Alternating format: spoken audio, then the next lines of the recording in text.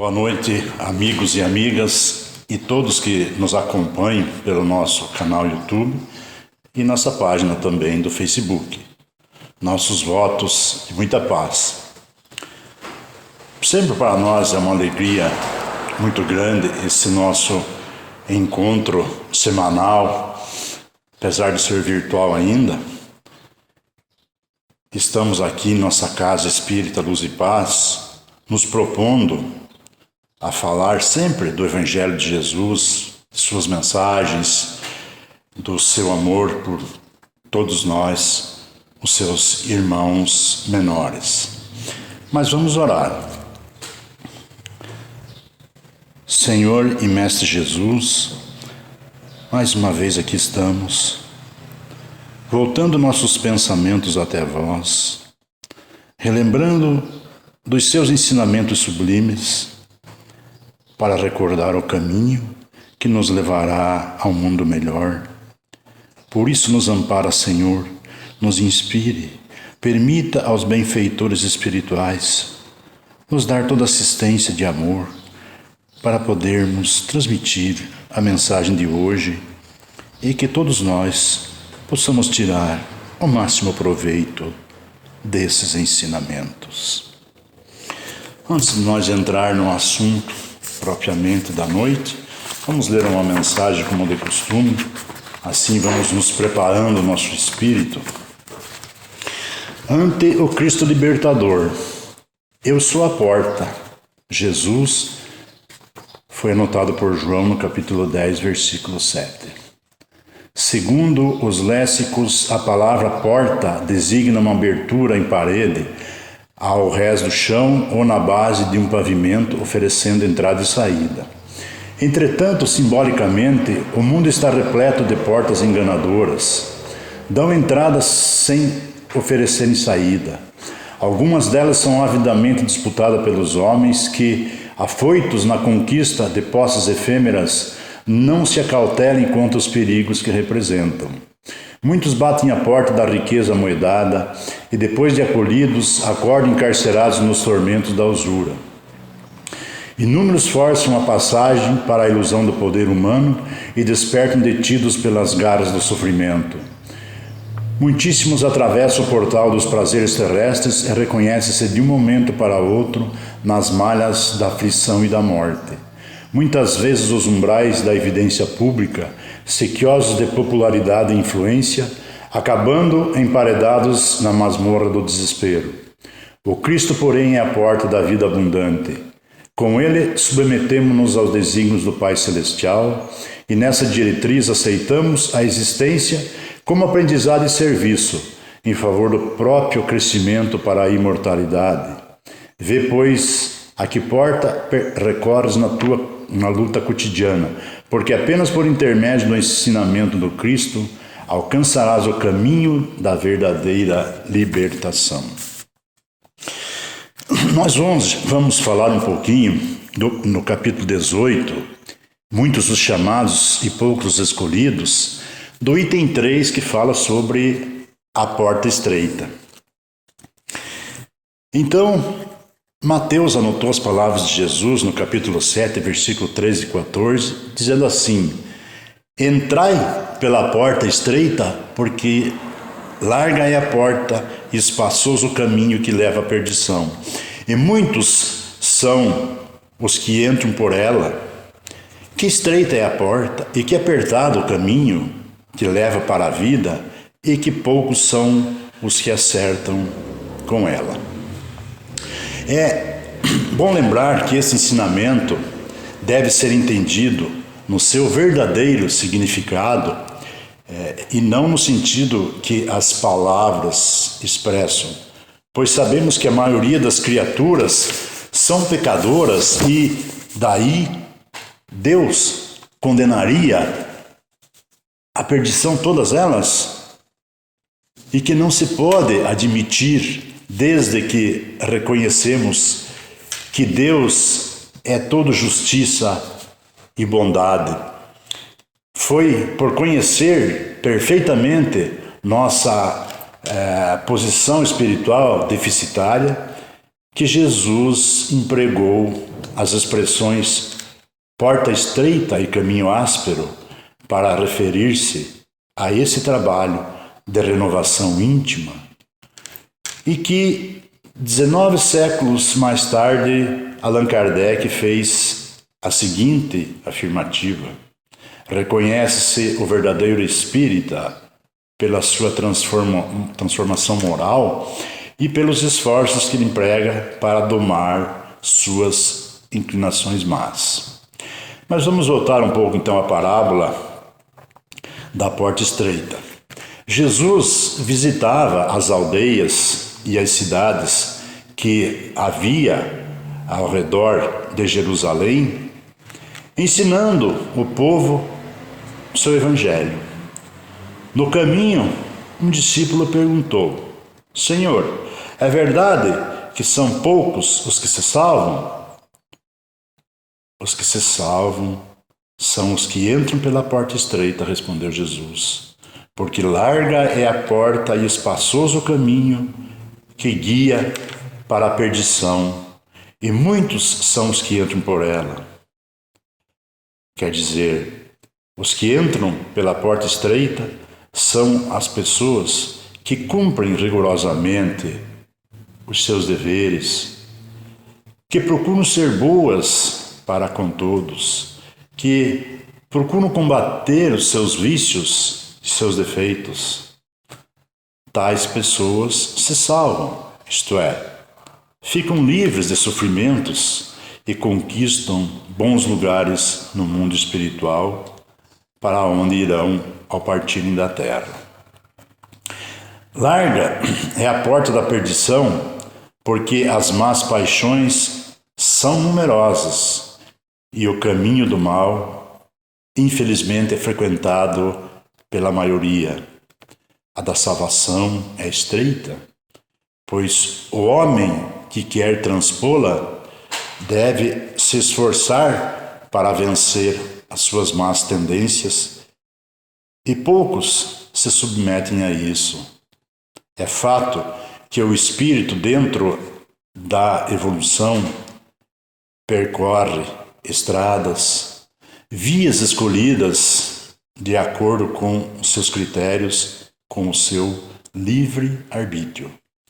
Os caminhos já percorridos, inclusive, em que hoje transitamos, constituem nossa estrada de crescimento espiritual, que leva a entender melhor a vida no contato com as múltiplas situações que nos estimulam o progresso.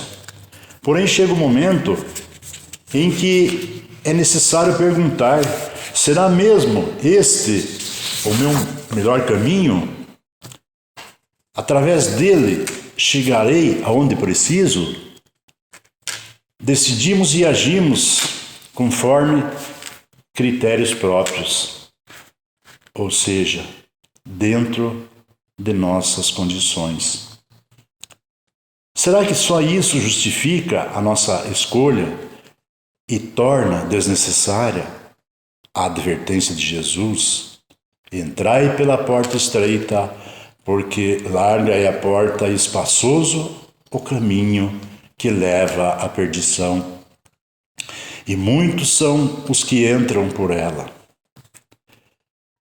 Então, se larga é a porta e espaçoso o caminho que leva à perdição, e muitos entram por ela, percebemos que atravessá-la representa lastimáveis perdas de tempo e consequente processo de reparação. Já a porta estreita, a que chegamos quando conseguimos atravessar veredas difíceis, representa acerto espiritual que permite evoluir com o justo aproveitamento das horas. A travessia, a opção por uma das portas, é ação compulsória para todas as criaturas. Então, porta larga, nós sabemos que é a entrada na ilusão. e consequente saída pelo reajuste. Enquanto que porta estreita é a saída do erro e a entrada na renovação. O espírito, no uso do seu livre-arbítrio, tem, no momento atual, a sua oportunidade de escolha da porta estreita ou larga. O tempo, os minutos, com seus acontecimentos e situações, apresentam valores particulares e se enquadram em uma ou outra porta, onde a escolha será sempre de responsabilidade de cada um de nós. Através dos atos comuns, podemos examinar qual a passagem escolhida. São atos onde estão presentes o orgulho, o egoísmo, a preguiça, o ódio, a mágoa, o ressentimento, a avareza. Tudo isso representando, então, a porta larga. Destacam-se a esperança, caridade, prudência, sinceridade, a paz, o desejo de fazer o melhor, representados pela porta estreita. Através das múltiplas reencarnações, temos sido viajores desapercebidos desses detalhes. A sementeira de hoje, a colheita do amanhã, indo e vindo pela porta larga. Conscientes de que a melhor porta é a estreita, o que é necessário para atravessá-la? Fica essa pergunta. Então, renovarmos, aceitando os inúmeros convites que a existência faz, uma vez que a vida devolve o que a ela nós doamos. Permitir, então, que o amor de Deus nos permeie, comandando a nossa vontade e os nossos passos, facultando-nos crescer com menor dose de sofrimento, é livre escolha. Representa, então, a opção pela porta estreita. Jesus é o modelo. Que saibamos segui-lo utilizando a liberdade de escolha que nós já conquistamos. Então, o tema de hoje nos faz refletir sobre a atual situação de inversão de valores que existe na sociedade. Muitos de nós temos nos ancorado na religião para dizer que somos boas pessoas, que só por frequentarmos uma casa religiosa estaríamos quites com Deus e que então Ele teria a obrigação de nos proteger, independentemente dos nossos atos. A doutrina espírita ensina que para termos superioridade sobre os maus espíritos, nós precisamos ter a prática do bem em nossas vidas. Essa força moral nos dará a condição de vencê-los e afastá-los, não só dos outros, como de nós mesmos, evitando assim as obsessões. Porém, muitos de nós vivemos de aparências e o exemplo digno não nos acompanha. Frequentar uma religião não é o fim, mas sim é o meio que nos levará a nos conscientizarmos das imperfeições que nos cercam e nos alertar do mau caminho. Mas aí o serviço está apenas começando. Necessitamos praticar o que aprendemos para termos a coragem e o merecimento de vencermos os problemas e as influenciações que nos afligem. Então, o tema de hoje, o teor desse aprendizado, nos leva a uma rápida reflexão sobre o porquê de estarmos aqui, nós, por exemplo, numa casa espírita, e quais os nossos objetivos. Porque é muito mais fácil, sim, viver na irresponsabilidade, longe dos princípios cristãos. O que dá prazer carnal é mais rápido de sentir, porém é mais penoso de sofrer as consequências. É muito mais fácil entregar-se ao adultério do que preservar a fidelidade, que é mais fácil e mais rápido enriquecer roubando ou enganando do que trabalhando com penar, que é melhor assistir a programas sensacionalistas ou que estimulam nossas más paixões do que irmos a uma casa religiosa ou lermos um bom livro. Enfim, devido ao atraso de nosso espírito, gostamos mais do que encanta aos olhos que aquilo que nos fala a razão. Por isso, a humanidade sofre as consequências dos seus próprios atos. É Jesus quem diz que se buscarmos primeiro as coisas divinas, todo o restante nos será acrescentado. Este é o momento da mudança interior. Jesus só espera nosso primeiro passo para poder influenciar na vida de cada um de nós. Ele só espera que façamos de nossa parte, para que Ele possa fazer a parte dele.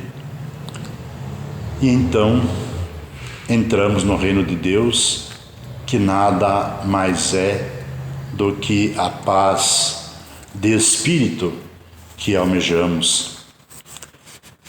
O apóstolo Paulo nos diz: todas as coisas me são lícitas, mas nem todas me convêm. Hoje, a doutrina espírita também diz: todas as coisas nos são lícitas, mas nem todas edificam. Então fica essa meditação para nós, porque nós sabemos que não é necessário viver uma vida santificada sem erros, pois por mais que tentássemos, nós não ia conseguir no atual estágio evolutivo em que nos encontramos. O que precisamos, sim, é buscar dominar constantemente nossas más tendências com seriedade no coração. Se gostamos do conforto, trabalhemos para tal, mas não nos tornemos escravos do dinheiro, que nos afastará das coisas de Deus. Se o sexo nos faz bem, devemos fazê-lo de forma responsável, sem desvarios, para que não passe a atormentar o nosso próprio psiquismo, a diversão, o lazer.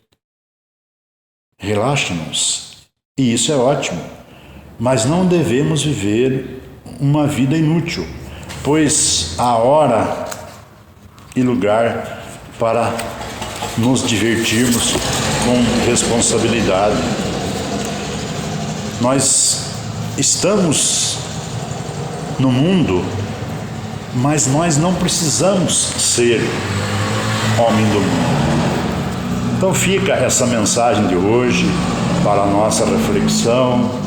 Cada um pense naquilo que ele está inserido, o que ele pode melhorar na sua vida, e é assim que nós vamos então buscando cada vez mais o melhor caminho, o caminho que Jesus nos ensinou. Nós vamos agora pedir a Jesus, principalmente o nosso médico maior, para que fluidifique a nossa água. A que está aqui, a que está em sua casa. Você que nos assiste, que coloca a sua água lá, que tem fé em Jesus, pode ter a certeza que estará recebendo as energias nessa água, o remédio que você está precisando neste momento. E vamos fazer as nossas irradiações, pedindo para todos os nossos irmãos necessitados. Vamos pedir ao médico Jesus o amparo pelos enfermos, nos hospitais, nos lares, pelos órfãos, pelos velhinhos, pelos nossos irmãos de rua que não têm destino, que não têm o necessário, pelos presidiários, irmãos infelizes que estão lá porque fizeram a violência, pelos depressivos, por todos aqueles que ainda sofrem com a pandemia, por aqueles que se perderam nas drogas, por aqueles que nos procuram em nossa casa espírita uma palavra de consolo. Enfim, Mestre Jesus, nos ampare a todos. Nós vamos ler uma mensagenzinha para nós ir encerrando, do livro Sementes de Felicidade, de Lorival Lopes, que diz assim: freie a tristeza, se deixar, ela se avoluma, se espraia, contamina, destrói, arruina e sufoca você. É uma forma de desânimo, um cáustico, um desagregador de sua paz. Olhe para mais alto, respire fundo, examine a origem desse estado de alma, refreie impulsos, procure transformação para melhor, lembre-se da alegria, convencer-se de que a sua alegria anula a tristeza, traz imediata paz de espírito. Nós vamos, antes de encerrar, agradecer principalmente aquele que é o dono das nossas vidas, a Deus nosso Pai, que sempre está renovando oportunidades para todos nós. Vamos agradecer o meio Nazareno Jesus, o amigo incansável de todas as horas, que está sempre pronto para nos auxiliar. Aos benfeitores da nossa casa, os nossos mentores,